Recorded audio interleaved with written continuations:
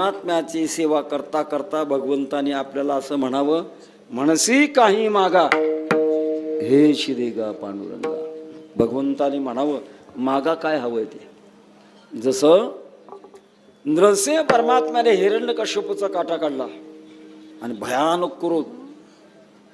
वैकुंठवासी परमश्रद्धे डोंगरे महाराज म्हणायचे नृसिंह अवतार पंजाब प्रांतात झालाय. खूप क्रोध. आणि नरसिंह भगवान परमात्मा इतके क्रोधित झाले की जगाचा आवेळी प्रलय होण्याची शक्यता आली.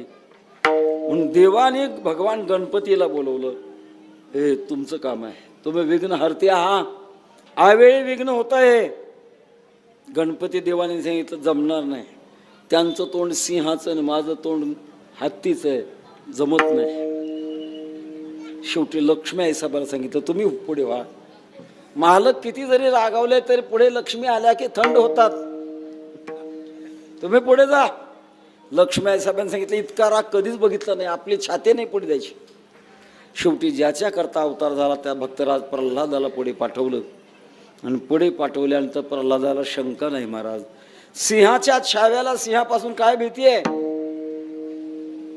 उचलवून घेतला कडीवरी भक्त सुखे निवाला. आणि मग भगवान म्हणतात प्रल्हाद भद्र भद्रंते प्रीतो हंते मया. काय मागायचं ते माग.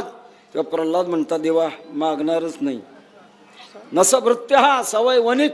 वणिक म्हणजे व्यापारी आहे, मागणारा व्यापारी असतो. मी सेवक आहे, मी मागणार नाही, ही भूमिका आहे. पण जेव्हा परमार्थाच्या क्षेत्रामध्ये आपल्या प्रयत्नाने प्रारब्धाने मिळत नाही तेव्हा मात्र भगवंताला मागावं लागत असतं. आणि ते देवासे काही मागू मागू जीवभाव त्याशी सांगू. लागो तरी लागो पाया तुमच्या दातारा. भगवान परमात्म्याला मागावं लागत असतं. त्या दृष्टिकोनातून एका विशिष्ट अवस्थेमध्ये जगद्गुरु तुकोबाराय भगवान परमात्म्याच्या पुढे एक महत्वाची मागणी अभंगाच्या पहिल्या चरणात मागतात. प्रपंच ओसरो ओ प्रपंच ओसरो प्रपंच ओसरो प्रपंच ओसरो प्रपंच